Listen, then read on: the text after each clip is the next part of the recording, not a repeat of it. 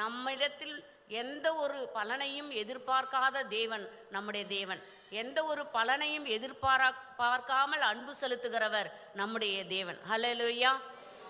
நாம் அவருக்கு எதுவும் செய்யணும்னு அவசியம் இல்லை. ஆனால் நம்முடைய தேவன் நம்மையில் அன்பு கூர்ந்து நமக்கு என்ன வேணும், நம்முடைய ஒவ்வொருவருடைய நினைவுகளையும் அவர் அறிந்திருக்கிறார். ஹல்லேலூயா. இப்போ நம்முடைய நினைவுகளை எல்லாம் அவர் அறிந்து அவர் நமக்கு உதவி செய்ய வல்லவர். அவர் நம்முடைய தேவைகளை சந்திக்க வல்லவர். அவர் நமக்கு இந்த நிந்தையை நீக்க வல்லவர் என்று சொல்லி அன்னாள் அறிந்திருந்ததினாலே அவள் தேவ சமூகத்திலே போய் மனங்கசந்து மிகவும் அழுது கர்த்தரை நோக்கி விண்ணப்பம் பண்ணினாள். நம்ம எல்லாரும் கூட இப்படிப்பட்ட ஒரு சூழ்நிலை இருப்போம். அவங்க நான் அன்னாளுடைய வாழ்க்கையில் நான் இன்னைக்கு அவங்க எப்படி ஜெபம் பண்ணாங்க, அவங்க ஜெபத்தின் மூலமாக வெற்றியை பெற்றாங்களா, பெறவில்லையா? பெற்றுக்கொண்டாங்க.